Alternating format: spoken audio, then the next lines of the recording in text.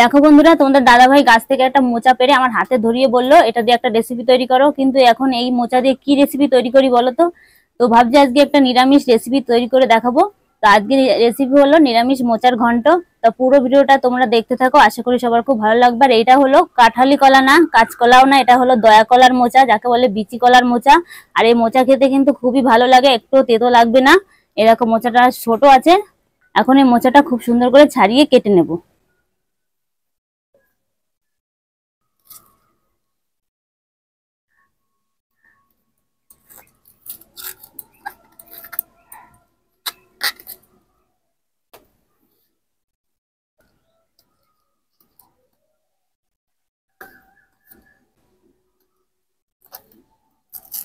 আর মোচার ঘন্টটা যেভাবে রান্না করবো নিরামিষ, তোমরা একবার হলেও বাড়িতে এইভাবে রান্না করে খেয়ে দেখবে। এটা অনেকটা বড় হয়ে গেছে, তাই একটু কেটে ফেলে দিলাম।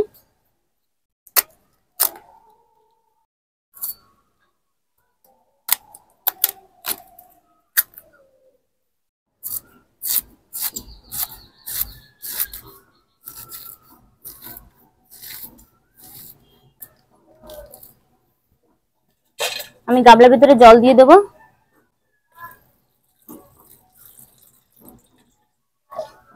একটু হলুদ গুঁড়ো দিয়ে দেবো।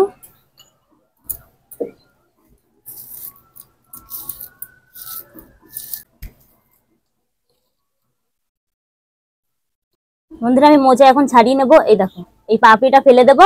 আর এই যে দেশলাইয়ের কাঠির মধ্যে একটা শক্ত কাঠি থাকে, এই যে এটা ফেলে দেবো। এই দুটো কখনো সেদ্ধ হয় না, এইগুলো খুব সুন্দর করে ছাড়িয়ে নেবো। এই যে এই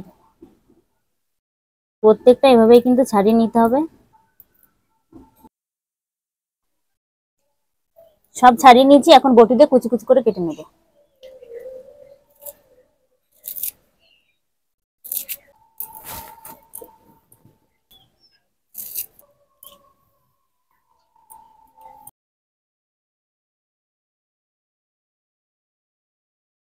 দেখো বন্ধুরা, সব মোচা কিন্তু কেটে নিয়েছি।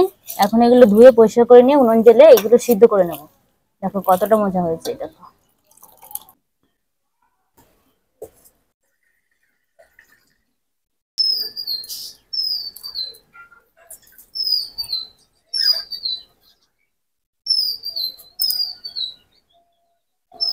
কাঁচা ছোলা সেটাও দিয়ে দেবো।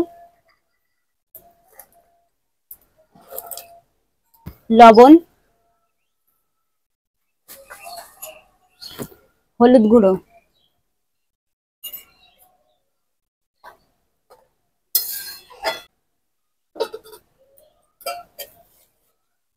বন্ধুরা আমরা হলো দিন আনা দিন খাওয়া মানুষ। তো প্রতিদিন যেটা আমরা রান্না করে খাই সেটাই তোমাদের সঙ্গে শেয়ার করি।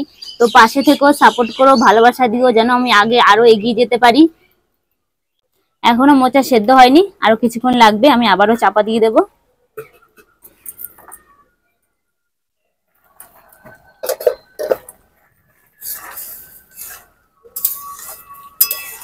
মোচা ভালো করে সিদ্ধ করে নিয়েছি, এখন আমি নামিয়ে নেবো।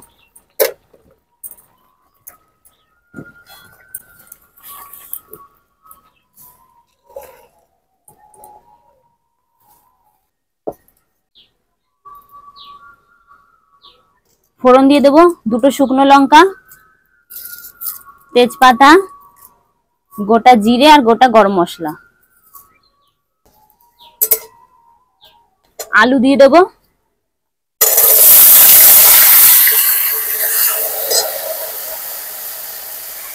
লবণ,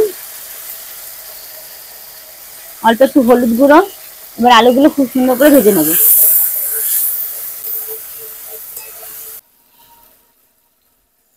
আলু খুব সুন্দর করে ভেজে নিয়েছি, এখন আমি কিছু গুঁড়ো মশলা দিয়ে দেবো। ধনে গুঁড়ো, কাশ্মীরি লাল লঙ্কার গুঁড়ো, যেটা কালার হবে, জিরে বাটা, আদা বাটা। এখানে 3টে শুকনো লঙ্কা, 3টে কাঁচা লঙ্কা বেটে নিয়েছি।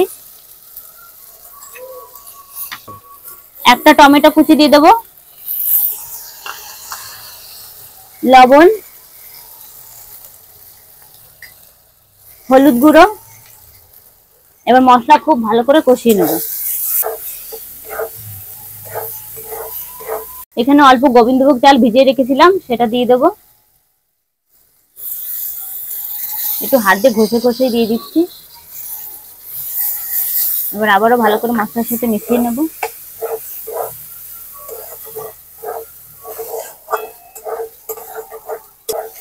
মশলার সঙ্গে চাল আলু খুব ভালো করে আমি কষিয়ে নিয়েছি।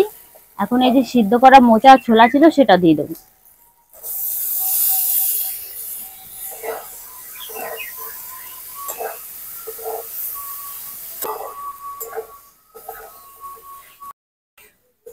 সমস্ত কিছু খুব ভালো করে কষিয়ে নিয়েছি। এখন দিয়ে দেবো অল্প একটু জল, কারণ গোবিন্দভোগ চাল দিয়েছি, ওটা একটু সেদ্ধ হবে।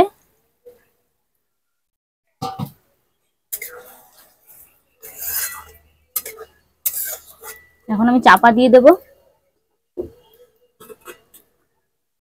2 থেকে 3 মিনিট পরে আমি চাপাটা খুলে নেব। এখন আমি চাপাটা খুলে নেব। দেখো জলটা পুরো শুকিয়ে গেছে। এখন আমি একটু নাড়াচাড়া করে দেবো।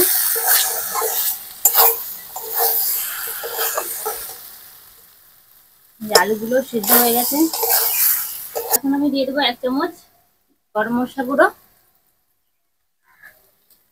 মিষ্টির জন্য একটু চিনি দিয়ে দিচ্ছি, আর দিয়ে দেবো একটুখানি ঘি।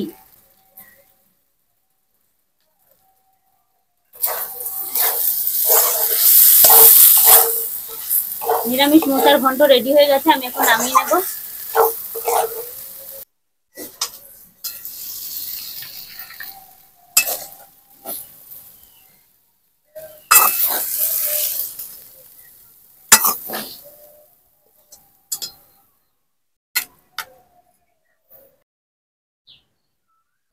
মোচার ঘন্ট।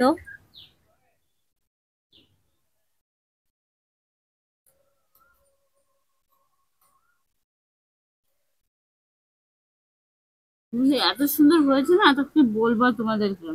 যারা নিরামিষ খায় বা যারা আমিষ খায় দুজনদেরকেই বলছি, এভাবে একবার মোচার ঘন্ট রান্না করে দেখবে, দারুণ তার স্বাদ।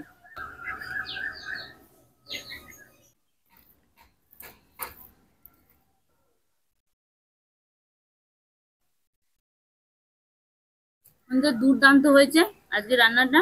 তা যারা নিরামিষ খাও যারা আমিষ খাও দুজনদেরই বলছি, তোমরা একবার হলেও বাড়িতে এইভাবে রান্না করে মোচার ঘন্ট নিরামিষ খেও। এত সুন্দর লাগছে খেতে। আমি রান্না করেছি, আমি নিজেই খাচ্ছি, আর নিজের রান্নার প্রেমে নিজেই পড়ে যাচ্ছি। এত সুন্দর লাগছে খেতে।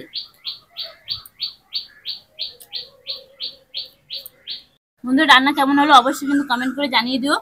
আর পাশে থাকার জন্য চ্যানেলটিকে অবশ্যই সাবস্ক্রাইব করে দিও। আজকে এখানে শেষ করছি। পরবর্তী রেসিপি নিয়ে তোমাদের সঙ্গে আবার দেখা হচ্ছে।